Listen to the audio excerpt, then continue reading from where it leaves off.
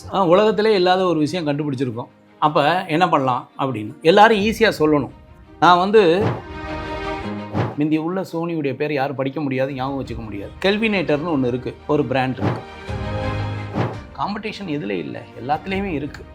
Okay, அதை மீறி தொடவே முடியாதுங்கிறது தான் கின்னஸ் ரெக்கார்ட் பண்ணி வச்சுருக்கேன், ப்ரூவ் பண்ணியிருக்கேன். வெறுங்கையில் உலகத்தில் யாரும் தொட முடியாது. கின்னஸ் ரெக்கார்ட் பேன் இண்டியா பண்ண முடியாது. பேன் இண்டியா இன்ஃப்ளூயன்சியல் யாருன்னு கேட்டு போய் பண்ணுறதை விட, சார் இன்றைக்கி திருச்சி அட்டாக் பண்ணுறோமா, இவர் பண்ணால் திருச்சியில் ரீச் ஆகிடும் சார்னு மக்களுக்கிட்ட ரீச் ஆகக்கூடிய எந்த விஷயமாக இருந்தாலும் சரி 360 டிகிரி நாங்கள் கவர் பண்ணுவோம். ரெஃபரல் மார்க்கெட்டிங் தான் சரியானது.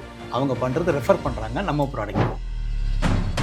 ஒரு பெண் வந்து கர்ப்பமாக இருந்து அவங்க வந்து குழந்தை பெற்றுக்கிட்டாங்கன்னா ஒரு 6 மாதத்தில் ஹேர் லாஸ் வரும். ஹேர் லாஸ் ஏன் வருது சார்? உங்களோட பிராண்டு விஐபி அப்படின்னு ஒரு நேம் சார். எல்லாருமே வந்து அந்த விஐபியாக நீங்கள் ட்ரீட் பண்ணோம் அப்படின்றதுக்காக அந்த நேம் வச்சிங்களா, இல்லை அந்த பேருக்கு பின்னாடி ஏதாவது ஒரு ஸ்டோரி இருக்கா சார்? உலகத்திலே இல்லாத ஒரு விஷயம் கண்டுபிடிச்சிருக்கோம். அப்போ என்ன பண்ணலாம் அப்படின்னு எல்லாரும் ஈஸியாக சொல்லணும். நான் வந்து பெரும்பாலும் இந்த எலக்ட்ரானிக்கில் இருக்கக்கூடிய விஷயங்கள் சோனியுடைய பேர் முந்தி வேறு மாதிரி. இப்போ தான் சோனி சார். முந்தி உள்ள சோனியுடைய பேர் யாரும் படிக்க முடியாது, ஞாபகம் வச்சுக்க முடியாது. கெல்வினேட்டர்னு ஒன்று இருக்குது, ஒரு பிராண்ட் இருக்குது. AC brand. எலக்ட்ரானிக்ஸ்னு ஒன்று இருக்குது. இந்தியாவில் ஒரு சாமானியன் கெல்வினேட்டர்னு சொல்லி அந்த பிராண்டை கேட்டு வாங்கிடுவானா? முடியாது, வாய்க்கில் நுழையாது. எலக்ட்ரானிக்ஸில் எனக்கு இப்படி ஒன்று கொடுங்கன்னு கேட்க முடியுமா? அப்போ என்ன சொல்வேன், நீ எந்த வித மதர் டங்கில் மக்கள் எப்படி இருக்காங்களோ அந்த ஈஸியாக ப்ரொனவுன்ஸ் பண்ணணும், ஞாபகம் வச்சுக்கிற மாதிரி பேர் இருக்கணும். அதுதான் முதல் முக்கியம்னு சொல்லுவேன். ஒரு பிராண்டு வந்து ஞாபகம் வச்சுக்கணும், மறந்துடக்கூடாது அப்படிங்கிறதுல. அப்போ விஐபிங்கிறது எல்லாருக்கும் பிடிச்ச விஷயம், அதுக்காக வச்சோம். பட் அதுக்குள்ளே உள்ள வெற்றியுடைய சூட்சமும் வெரி இன்னோவேட்டிவ் ப்ராடக்ட். உலகத்திலே இல்லாத ஒரு பண்ணியிருக்கோம். இந்திய அரசாங்கம் 20 ஆண்டுகள் வந்து இன்டலெக்சுவல் கொடுத்துருக்காங்க. என்ன அந்த சர்டிஃபிகேட் இருக்குது. அப்போ வெரி இன்னோவேட்டிவ் ப்ராடக்ட் தான் விஐபி. அந்த வெரி இன்னோவேட்டிவ் ப்ராடக்ட்லாம் நம்ம நிறைய கொண்டாடுவோங்கிற நேமில் தான் விஐபி. ஒழிய வெரி இம்பார்ட்டன்ட் பர்சன் இல்லை, வெரி இன்னோவேட்டிவ் ப்ராடக்ட்டுங்கிறது. சார், நீங்கள் அந்த ப்ராடக்ட்டை பற்றி சொல்லிட்டீங்க. இப்போது நிறைய இந்த இப்போ இன்ஃப்ளூயன்சஸ்ஸு, அதுக்கப்புறம் வந்து நிறைய சின்ன சின்ன பிராண்ட்ஸ் எல்லாம் உருவாயிருச்சு. பட் ஒரு பிராண்டை நிறுத்தி மக்கள்கிட்ட கொண்டு போய் அதை சேர்த்து ஒரு மாதிரி இத்தனை வருஷம் ரன் பண்ணிட்டு வரதுக்கு எவ்வளோ சாமர்த்தியமும் எவ்வளோ சவால்கள் இருக்குது சார்? எதுவுமே வந்து சவால்கள் இல்லாமல் எதுவுமே கிடையாது. நீங்கள் கஷ்டப்பட்டு ஒரு படம் எடுத்தீங்கன்னா இன்னொரு படம் தான் ரிலீஸ் ஆகுது. உடனே அவங்க காலில் கையில் விழுந்து சார் நான் படம் ரிலீஸ் பண்ணுறேன், நீங்கள் பண்ணாதீங்கன்னு சொல்ல முடியுமா என்ன? எவ்வளோ பெரிய ஹீரோ வந்தாலும் இன்னொரு ஹீரோ படம் வருது, எவ்வளோ பெரிய படம் வந்தாலும் இன்னொன்று வருது. காம்படிஷன் எதில் இல்லை, எல்லாத்துலேயுமே இருக்குது. ஓகே, அதை மீறி நம்மளுடைய சேவை எந்த அளவுக்கு இருக்குது, அது ரொம்ப முக்கியம். என்னுடைய ப்ராடக்ட் வந்து வெறுங்கையில் எடுத்து பயன்படுத்தலாம். உலகத்திலே இதை எவனும் காம்படேட்டரே கிடையாது. காரணம் என்னென்னா கேட்டகரிலாம் வருவாங்க. காம்படேட்டர்னா உன்னால் வெறுங்கையில் தொட முடியாதுன்னு உலகத்தையே கேட்பேன். தொடவே முடியாதுங்கிறது தான் கின்னஸ் ரெக்கார்ட் பண்ணி வச்சுருக்கேன், ப்ரூவ் பண்ணியிருக்கேன். வெறுங்கையில் உலகத்தில் யாரும் தொட முடியாது, கின்னஸ் ரெக்கார்ட். அதுக்கு பேட்டன் பண்ணியிருக்கோம். பட் இந்த ஒரு கிளைம் வந்து மக்கள் மத்தியில் ஈஸியாக ரீச் ஆகும், அவ்வளோதான். நீங்கள் ஏன் பேஜர் வச்சுருக்கல, ஏன் உள்ள நியூமரிக் செல்ஃபோன் வச்சுருக்கல, ஏன் அவன் சேவை செய்கிறான், ஈஸி பண்ணிட்டான். புரியுதுங்களா? அப்போ நம்ம எதை நோக்கி போயிட்டுருக்கோம், ஈஸியாக சர்வீஸ் கிடைக்க அப்டேட் பண்ணிட்டு போயிட்டே இருக்கும். அதனால இந்த product success. But competition sir, இப்போ இருக்கிற இந்த சுச்சுவேஷனில் இந்த சோஷியல் மீடியா இன்ஃப்ளூயன்சர்ஸ் அவங்க மூலியமாகவும் நிறைய பிராண்ட்ஸ் எல்லாம் ப்ரமோட் பண்ணுறாங்க. நீங்கள் வந்து ஒரு பக்கம் உங்களோட ப்ராம்ப்டான ப்ரமோஷன்ஸ் பேப்பரில் பார்க்கலாம், டிவிஸில் பார்க்கலாம், எல்லாத்துலேயுமே உங்களோட ப்ரமோஷன். இப்போ இந்த இன்ஃப்ளூயன்சர் மார்க்கெட்டிங்கும் தேவைப்படுதா சார்? ஒரு பிஸ்னஸ் பெர்ஸ்பெக்டிவ்ல கேட்குறேன், அதுவும் தேவையா சார்? அதாவது கண்ணு ஏரியா பொறுத்தது. ஒரு குறிப்பிட்ட ஒரு ஏரியா பண்ணுறது. இப்போ டிவி மீடியாலே வந்து முந்தி வந்து தமிழ்நாடு பூரா தான் பண்ண முடியும், இந்தியா பூரா தான் பண்ண முடியும் அப்படின்னு இருந்த காலங்கள் போய் இப்போ வந்து மும்பை மட்டும் பண்ணலான்னு இறங்கி வந்துட்டாங்க. முந்தி அப்படி கிடையாது. டிவி மீடியாவிலே இப்போ வந்து லாக் பண்ணுறாங்க. ஒன்லி சென்னை மேஜர் சிட்டி மட்டும் பண்ணலாம் சார் அப்படிங்கிற அளவுக்கு மாறி வந்திருக்காங்க. முந்தி கிடையாது, என்டையர் தமிழ்நாடு தான் பண்ணணும் அப்படிங்கிற மாதிரி இருந்தது. அதே மாதிரி இது வந்து எப்படின்னு கேட்டிங்கன்னா, ஒரு குறிப்பிட்ட ஒரு ஏரியாவில் அட்டாக் பண்ணுறதுக்கு தான் இந்த இன்ஃப்ளூயன்ஷியல்.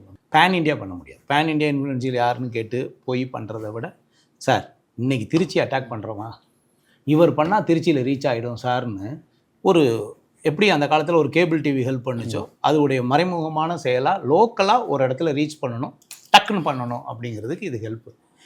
பேப்பராக இருந்தாலும், கோடிங்காக இருந்தாலும் சரி, வால் பெயிண்டிங்காக இருந்தாலும் சரி, மக்களுக்கிட்ட ரீச் ஆகக்கூடிய எந்த விஷயமாக இருந்தாலும் சரி 360 டிகிரி நாங்கள் கவர் பண்ணுவோம். எந்த விஷயத்திலே அது, ஏன்னா அதுக்குன்னு ஒரு மக்கள் இருக்க செய்வாங்க. புரியுதுங்களா? நினைவூட்டுதல் ஒன்று, அறிமுகப்படுத்துதல் ஒன்று, நாங்கள் வந்து நினைவூட்டுறதுல இருக்கோம். கிட்டத்தட்ட 8-9 ஆண்டுகளாக போகுது. ஆமாம், அறிமுகப்படுத்துகிறோடைய கான்செப்ட் வேறு. இப்போ அறிமுகப்படுத்தும் போது இவங்கெல்லாம் நிறைய தேவைப்படுவாங்க. ஆமாம், நம்ம பிராண்டை நிறைய முத லான்ச் பண்ணும்போது அவங்க பேச வைக்கிறது, அவங்க ரெஃபரல் சொல்லலாம். இது வந்து ரெஃபரல் மார்க்கெட்டிங் தான். நம்ம இன்ஃப்ளூயன்ஷியல் அப்படின்னா மறைமுகமாக உள்ள என்ன இருக்குது, அவங்க ரெஃபர் பண்ணுறாங்க. ரெஃபரல் மார்க்கெட்டிங் தான் சரியானது. அவங்க பண்ணுறது ரெஃபர் பண்ணுறாங்க நம்ம ப்ராடக்ட்டை. சார் நிறைய இப்போது ஹேர் பிராண்ட்ஸ்க்கு ஆயில் இந்த மாதிரி விஷயங்கள்லாம் பார்க்க முடியுது சார். ரேபிட் ஆயில்ன்றாங்க, முடி உங்களுக்கு வளரலைன்னா இன்னும் ஒரு மாதம் யூஸ் பண்ணுங்கள் வளர்ந்துரும் அப்படின்ற மாதிரி விஷயங்கள்லாம் சொல்லப்படுது சார்.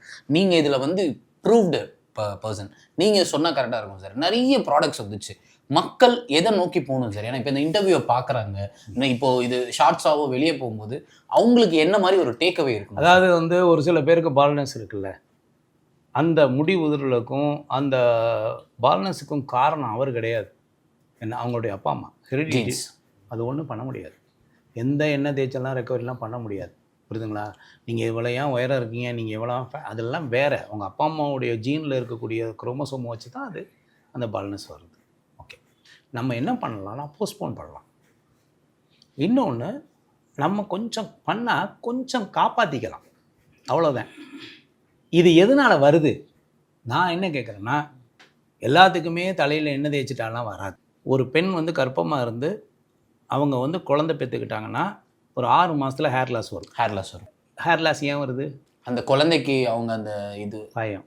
ஐயோன்னு பயப்படுவாங்க. நம்ம உயிரோடு இருப்போமோ, குழந்தை சரியாக பிறக்குமோ, அது வந்து டெலிவரியா இல்லை சிசேரியன், இந்த பயம் நாளுக்கு நாள் டிக்கர் ஆகி ஹேர் ஃபால் வரும். வைரஸ் ஃபீவர் வந்தால் ஹேர் ஃபால் வரும். இப்போ என்னென்னா 2 சிஸ்டம் இருக்குது. என்னன்னே தெரியாமல் மொத்த பேருக்கும் ஒரே வெள்ளை பெயிண்ட் அடிச்சுட்டு இருக்க முடியாது. அதுவே முதல் தவறானது. என்ன ரீசன்னால ஹேர் ஃபால் வந்திருக்கு, ஏன் ட்ரிக்கர் ஆகுது, எவ்வளோ முடி உதிருதுன்னு ஒரு அனலைசேஷன் இருக்குது. அதுக்கப்புறம் ஃபியர். யாரெல்லாம் கடன் வாங்கியிருக்காங்களோ அவங்களுக்கு எல்லாமே ஹேர் ஃபால் வரும். கடன்காரன் வந்து பெல் அடிச்சிட்டான்னா முடி ஜங்கின்னு ஒன்றும் இல்லை, நட்டுக்குன்னு சொல்லுவாங்கல்ல. ஆமாம் சார். பேய் வந்தால் என்ன பண்ணுது, முடி நட்டுக்குதுன்னு சொல்லி முடி தானே ரியாக்ட் பண்ணுது. அப்படின்னு மொத்தமாக அப்படி புல் அரிச்சுட்டா பேயிடான்னு சொல்கிறானா இல்லையா? முடி வந்து அவ்வளோ இருக்குது. சராசரி மனிதன் காலையில் வந்து நிறைய நல்ல சுகர் போட்டு அது போட்டு குடிச்சிட்டு 45-50 வயசில் சுகர் இருக்குன்னு போய் டெஸ்ட் எடுத்தால் மங்கின்னு காமிக்கும். அவனே மறுபடியும் கஷாயத்தை நல்லா கசப்பாக குடிச்சு எல்லாம் முடிச்சுட்டு பார்த்தான்னா 3 மணி நேரத்தில் ஒன்றும் இல்லைன்னு காமிக்கும். உங்களுடைய பிளட்டு வந்து எப்படின்னா கலப்படத்துக்கு தகுந்த மாதிரி பதில் சொல்லும். ஆனால் முடி அப்படி கிடையாது. ஒரு 8 மாதம் வரைக்கும் உங்கள் உடம்புல நடந்திருக்க அத்தனை விஷயத்தையும் ஸ்டோர் பண்ணி அதுக்கு தகுந்த மாதிரி அவர் ரியாக்ட் பண்ணுவார். யாரெல்லாம் வந்து கவர்மெண்ட்டில் பெருசாக வேலை செஞ்சு பொறுப்போடு இருந்து டார்கெட் பண்ணுறாங்களோ அவங்களுக்குலாம் ஹேர் லாஸ் வரும். ஏன்னா மாத டார்கெட் கொன்று எடுத்துருவாங்க. கடன் வாங்கினா வரும், மாத டார்கெட் இருந்தால் வரும். என்ன, அதே மாதிரி வந்து பரீட்சையில் 100 மார்க் வாங்குறவங்க எல்லாரும் வழுக்க மாட்டே வந்துடும். காரணம் என்ன, இந்த ஃபியரே உனக்கு கொண்டுகிட்டே இருக்கும். சரி, இப்போ 25 வயசில் டிப்ரெஷன் வந்துட்டு அதில் வேற எதுவாக இருந்தாலும் ட்ரிக்கர் ஆகுங்க. ஃபியர் வந்தால் ஹேர் வந்து ரெஸ்பான்ஸ் பண்ணுங்க, அது வந்து ஃபாலோ. அப்போ என்ன பண்ணணும், அவனுக்கு உடம்புல வந்து உள்ளுக்குள்ளே அவனுக்கு விட்டமின் மினரல்ஸ் என்ன தேவை, ஃபியரை எப்படி அவனுக்கு போக்குறது, அதை தான் சொல்ல வரேன். எல்லாம் சேர்ந்து தான் வேலை செய்யணும். எக்ஸ்டர்னல் மட்டும் பத்தாது, இன்டர்னலும் வந்து ஆக்டிவேட் பண்ணணும், ஃபியரை போக்கணும். அதுக்கப்புறம் அதுக்கான நியூட்ரிஷன் எடுத்துக்கணும். புரியுதுங்களா? பேபி ஹேர் வெளியே வர்றது சாதாரண விஷயம் கிடையாது. புரியுதுங்களா? அது வந்து அனஜன்லேருந்து டெலஜன்லேருந்து வெளியில் வரணும். அதுக்கான நியூட்ரிஷன் வேணும், அதுக்கான ஸ்ட்ரென்த்தன் வேணும். அப்போ தான் வெளியே வரும். சார், பயம் அப்படின்னு சொன்னீங்க சார். கடவுள் நம்பிக்கை ஜாஸ்தியா சார்? இந்த நம்ம இந்த ரூமை போய் பார்க்கும்போதே நிறைய கடவுள்கள், நிறைய விஷயங்கள். அதாவது ஒரே ஒரு விஷயம், இந்த உலகத்தில் நம்பிக்கை அப்படிங்கிறது, நீங்கள் வந்து இன்னும் ஒரு வருஷத்தில் உங்கள் அப்பா அம்மாட்ட போய் சொல்லுங்கள், நான் வந்து ஒரு 50 கோடி சம்பாதிக்க போகிறேன்ப்பா அம்மா அப்படின்னு நீங்கள் சொல்லுங்கள். உங்கள் அப்பா அம்மா என்ன சொல்லுவாங்க? போடா பைத்தியம் தான் சார் சொல்லுங்கள். இதுதாங்க சத்தியம். சரியா? உங்களுடைய நண்பர்கிட்ட நீங்கள் சொல்லுங்களேன், ஓடிடுன்னு சார். எதுக்கு பாருங்க, எவ்வளோ பெரிய எது தெரியுமா? உங்களுடைய உற்சாகமான மிகப்பெரிய தன்னம்பிக்கை இருக்கு அல்லவா, அந்த தன்னம்பிக்கையை தாய் தந்தையே வந்து டே லூசு போ, எங்கேயோ போனியோ ஒழுங்கா வேலை செஞ்சுட்டு பாரு, இங்கே வந்து லூஸ் மாதிரி பேசாதேன்னு சொல்லக்கூடிய சமுதாயத்துக்கு மத்தியில் நீ ஒரு படத்துக்கு முன்னால் இருந்து நான் வந்து 50 கோடி சம்பாதிப்பேன், எனக்கு ஆதரவு தானே கடவுள் மட்டுமே ஆசீர்வதிக்கிறார், இருந்துட்டு போட்டு விடு. மனுஷன் எவனுமே நீ சொல்கிற ஆசையை நிவர்த்தி பண்ணுறது இல்லை, கேவலமாக பார்க்குறான், ஏளனமாக சிரிக்கிறான். யோ அடுத்த வருஷம் பாரியா ஒரு வீடு வாங்குறேயா, நான் கார் வாங்குறேன் அப்படின்னு ஒன்று, ஏய் கோவத்தை கலப்பாத, அவ்வளோதான் சொல்கிறானா இல்லையா? சரி, ஒரு சாமிகிட்டேன்னு நினச்சிக்கிட்டு ஐயா அடுத்த வருஷத்துக்கு எனக்கு ஒரு கார் வரணும், அது பண்ணணும், தயவுசெய்து ஆசீர்வதினா, சைலண்டாக ஆசீர்வதிக்கிறார்ல, உன்னை நக்கல் பண்ணுறனோட இவர் எவ்வளோ பெட்டரா இல்லையா, அவர் இருந்துட்டு போட்டு விடு. சார், பேரண்ட்ஸ் வந்து ரொம்ப ரொம்ப முக்கியம். நீங்கள் சொன்னீங்க உங்கள் அம்மா அப்பாட்ட போய் கேள்வி என்ன சொல்கிறாங்கன்னு சொல்லிட்டு. உங்களுக்கு எவ்வளோ சப்போர்ட் சார்? ஃபேமிலி சப்போர்ட் அது ரொம்ப முக்கியம் இல்லை சார்? இந்த ஊரில் சாதாரண ஒரு விஷயம் இருக்குது. முயல் வேட்டையாடுவதற்காக என்ன நாய்களை அழைத்து செல்வார்கள். அந்த நாய் வேட்டையாடுமா இல்லையா அப்படிங்கிறத அதோடைய முகத்தில் பார்த்தா சொல்ல முடியும்னு வேட்டைக்காரன் சொல்லுவான். கட்டாயம் போய் பிடிச்சிருமியா முயலை ஏவி விட்டு பாரு அப்படின்ட்டு. அப்போ ஒரு வேட்டையாடக்கூடிய நாய்க்கே முகத்தில் ஒரு ஐடியா இருக்குது அப்படின்னு வேட்டைக்காரனுக்கு தெரியும் போது ஒரு தாய் தந்தைக்கு இவன் தேர்வானா தேர மாட்டான்னு தெரியும். நிச்சயம் என் புள்ள ஒரு ஆளாக வந்துடுவான். ஐயோ இவனை பெத்ததே வேஸ்ட்டு. எத்தனையோ தாய்மார்கள் சொல்லுவாங்க என்ன தெரியுமா, உன்னைய பெத்ததுக்கு ஒரு ஆட்டுக்கல்ல பெற்றிருக்கலாங்களா, அதாவது அரைக்க யூஸ் ஆகும். பாருங்களேன், இந்த ரெண்டுமே தாய் தந்தையருடைய ஓட்டு. என்னுடைய தாய் தந்தையர்கிட்ட என்ன ஆனாலும் இவன் வாழ்க்கையில் வந்து ஒரு வெற்றியாளராக மாறிடுவாங்கிற பேரை வாங்கியிருக்கேன், அவ்வளோதான், வேற ஒன்றும் இல்லை. ஆமாம், அதனால் என்னை நம்புவாங்க, செய்வானுங்கிற மிகப்பெரியது உண்டு. என் தாய் வந்து அதுக்கான எல்லாத்தையும் முடியும் அப்படிங்கிறத என்றைக்கும் சொல்லிட்டு இருப்பாங்க. சார் நிறைய விருதுகள் சார், நம்ம இந்த டத்தோ காலத்துக்கு முன்னாடி நிறைய விருதுகள், இவ்வளோ விருதுகள் இருக்குது. ஆனால் வந்து எனக்கு நான் இங்கே வந்ததுக்கப்புறம் இதெல்லாம் பார்க்குறேன் சார். நிறைய பேருக்கு தமிழ்நாட்டில் இருக்க ஒருத்தர் சென்னையை சேர்ந்த ஒரு நம்ம சினிமாலையும் நடிச்சிருக்காரு. அவர் இவ்வளோ விஷயங்கள் பண்ணியிருக்காருன்னு நிறைய பேருக்கு போய் சேரலையோ? என்ன கேட்குறேன், நான் அரசியலுக்கு வர போகிறேன் இதெல்லாம் சொல்லி ஓட்டு கேட்க போகிறேன்னா நான் எல்லாம் சொல்லிக்கிட்டு இருக்கலாம். பட் இது ஒரு பெருமை தானே சார்? எல்லாமே மீண்டும் சொல்கிறேன், இது அனைத்துமே எனக்கு பெருமை சேர்க்கக்கூடிய இடம் களம் வேறு. இது அரசியல் அல்ல. நான் வந்து தொழில் சார்ந்து உலக லெவலில் போகும்போது இது எல்லாமே எனக்கு பயன்படுது. இந்தியாவுக்குள்ளே எனக்கு கின்னஸ் வேர்ல்ட் ரெக்கார்டு பயன்படாது. ஆனால் அமெரிக்காவிலேயே லண்டன்லேயே யூரோப் கண்ட்ரிலேயே நான் ஒரு கின்னஸ் ரெக்கார்டு ஹோல்டர் அப்படின்னா அப்படிங்கிறான். உடனே வீடியோ போட்டு காமிச்சா ரியலி அப்ரிஷியேட் தான். அங்கே எனக்கு சேல்ஸ் க்ளோசிங் நடக்குது, அங்கே ஒரு டிரான்சாக்ஷன் நடக்குது, அங்கே ஒரு பரிவர்த்தனை நடக்குது இல்லையா? அந்த டூல்ஸ் எல்லாம் நான் பயன்படுத்துகிறேன். எப்படின்னா அதுடைய பாதையில். இப்போ நம்ம அரசியலுக்கு வர போகிறப்பனா இதெல்லாம் இங்கே சொல்லிக்கிட்டே இருக்கணும். நான் இருக்கேன்னு சொல்லிக்கிட்டே இருக்கணும். இங்கே உள்ள மக்களுக்கு பறைசாற்றலாம், அதில் மாற்றம் இல்லை. பட் தேவையான இடத்துல பயன்படுத்துறதுக்கு 100% இதெல்லாம் நான் பயன்படுத்தாமல் இல்லை. அதுக்கு நல்ல மரியாதை கிடைச்சிட்டு தான் இருக்குது. இந்த டூல்ஸ் எல்லாமே வெளிநாட்டில் வேற ஒரு லெவலில் நமக்கு கதவை திறந்து விடும். சார் இப்போது டத்தோ விருது ரொம்ப பெரிய உயரிய விருது சார். நான் வந்து போய் படிக்கும்போது வந்து சவுத் ஏஷியாவில் யாருக்குமே வந்து இந்த தான்ஸ்ரீ அதாவது முதல்ல வந்து டத்தோஸ்ரீ, அப்புறம் தான்ஸ்ரீ. இப்போ நம்ம தான்ஸ்ரீங்கிறது டத்தோஸ்ரீயும் வாங்கியிருக்கோம். இது வந்து ஒரு வெளிநாட்டில் வந்து ஆங்கிலேயர் கொடுத்த சர்பட்டத்துக்கு ஈக்குவலான ஒரு விஷயம். ஒரு அரண்மனையிலேருந்து மன்னர்கள் பட்டயம்னு சொல்லுவாங்க இதை. ஆமாம், அந்த காலத்தில் பட்டயம் உண்டு. ஆமாம், அது மாதிரி இது ஒரு பட்டயம். ஆமாம், தான்சிரிங்கிற ஒரு பட்டயம். சார் இது வந்து அவ்வளோ பெரிய பெருமையான விஷயம். நீங்கள் வந்து இங்கேருந்து, அதாவது எங்களுக்கெல்லாம் ரொம்ப பெருமை என்னென்னா, தமிழ்நாட்டிலேருந்து நீங்கள் போயிருக்கீங்க, உலகம் ஃபுல்லாக வந்து உங்களோட பிஸ்னஸ் பற்றி மட்டும் இல்லாமல் தமிழகத்தோட விஷயமே வந்து எடுத்துகிட்டு போயிருக்கீங்க. ஒரு தமிழனாக தான் உங்களை நீங்கள் ரெப்ரசன்ட் பண்ணிக்கிறீங்க எங்கே போனாலும். ஸோ எங்களுக்கு ரொம்ப பெருமையாக இருக்குது சார். உங்களுக்கு எவ்வளோ சார் பெருமை? இது நான் அதாவது பயணத்துக்கு அப்போவே இடையில பெருமைப்பட்டு நிப்பாட்டுறதுக்கு வேலை இல்லை. ஓகே, பயணித்து கொண்டே இருக்கிறோம், ட்ராவல் தொடர்ந்துக்கிட்டே இருக்குது. நம்ம வேலைக்கு போனோம்னா ஒரு 58 வயசில் ரிட்டையர் ஆகிடலாம், பெருமைப்பட்டுக்கலாம். அப்பா 58 வயசில் ரிட்டையர்மெண்ட் வாங்கிட்டோம், நேற்று ஒரு மாலை போட்டு சென்டாப் பண்ணிட்டாங்க அப்படின்னு. தொழில் செய்கிறது அப்படி கிடையாது. சுவாசம் இருக்கிற வரை நீங்கள் தொழில் செய்து கொண்டு இருக்கலாம், அதான் உண்மை. அப்போ பயணிக்கிறதுல இது எல்லாமே ஒரு அடாப்டர் தான். ஒரு பயணத்துக்கு அப்போ கிடைக்கக்கூடிய சின்னது இதுவும் வேணும், இதுவும் ஒரு எனர்ஜி. ஆமாம், அதனால் வந்து இதிலே சாட்டிஸ்ஃபை ஆகி ஒரு டெண்டர் போட்டு உட்கார போகிறது இல்லை, அதெல்லாம் இல்லை. ஓகே, ஃபைன், வாழ்த்துக்கள். அடுத்து வந்து நீங்கள் சொன்னீங்க உங்கள் பிராண்ட்லேயே ஒரு இனோவேட்டிவான நேம். நீங்கள் நான் நினச்ச விஐபி வேறு, நீங்கள் சொன்ன விஐபி வேறு. ஸோ வந்து அடுத்து என்ன மாதிரி ரிசர்ச் தான் போயிட்டுருக்கு? இயற்கையிலேயே, அதாவது வந்து அந்த காலத்து கோயில்களில் வந்து மிகப்பெரிய ஆளாக பெயிண்டிங் எழுதியிருப்பாங்க. ஆமாம் சார். இப்போ தான் நம்ம பெயிண்டிங்கை பற்றி பேசுகிறோம். அந்த காலத்தில் இந்த கலரை எப்படி உருவாக்குனாங்க? 100 வருஷமாக இருக்குது, நிறைய இடத்துகளில் இருக்குது. கொஞ்சம் மங்கி இருந்தால் கூட அந்த கலர் அப்படி இருக்குது. அதை ஆராய்ச்சி பண்ணும்போது அது எல்லாம் இயற்கை சார்ந்தது. ஒரு பழ வகைகளாலும் இயற்கை மூலிகளாலும் தயாரிக்கப்பட்ட கலர்கள். அது நேச்சுரல் கலர். அதில் ஆராய்ச்சியில் இருக்கேன். அதில் வந்து ப்ரௌனும் பிளாக்கும் கொண்டாட முடியும் அப்படிங்கிற மிகப்பெரிய ஆராய்ச்சியில் இருக்கேன். மிக விரைவில் இந்த உலகுக்கு வந்து 100% நேச்சுரலை கொடுக்கும். சார் ஒரு கடைசி ஒரு 2 கேள்விகள் சார். என்னென்னா வந்து நிறைய பேருக்கு வந்து ஒரு எங்கே தொடங்கணும் எங்கே முடிக்கணும், ஒரு பிஸ்னஸ் பர்சனாகவும் சரி, ஒரு சினிமாலையும் இத்தனை வருஷம் பயணிச்சிருக்கீங்க. ஒருத்தர் தொடங்குறதுக்கு எந்த மாதிரி விஷயங்களை யோசிக்கக்கூடாது, தொடங்கினதுக்கப்புறமும் அந்த முடிவை நோக்கி போகும்போது எந்தெந்த விஷயம்லாம் தடையாக இருக்கும் அதெல்லாம் வந்து அப்படி கண்டுக்காமல் போயிடும்? இல்லை, தடையை தாண்டி தான் வரணும், தடையை கண்டுக்காமல் இருக்கவே முடியாது. ஓகே, தொழில் முனைவோர்கள் என்பது வேறு. அந்த தொழில் செய்கிறதுக்கு வந்து முதல்ல எல்லாரும் நினைக்கிறது முதலீடு. நமக்கு பணம் இருந்தால் தொழில் செஞ்சிடலாம் அப்படின்னு நினைக்கிறாங்க. பணம் இருந்தால் மட்டும் பத்தாது. ஓகே, அந்த தொழில் சார்ந்து அந்த தொழிலில் வந்து நமக்கு மேன்மை சார்ந்து பெரிய ஒரு சர்வே அது.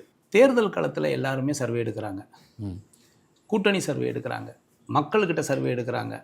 நிச்சயமாக இத்தனை சதவீதம் இப்படி இருந்தால் வெற்றி அடையும். எந்த தொழிலதிபர் மக்கள் களத்தில் சர்வே எடுத்திருக்கான்? கிடையாது சார். அவன் நினச்சா அவன் தொழில் செய்கிறான். இங்கே இருந்தே மாற்றம் வேணும்.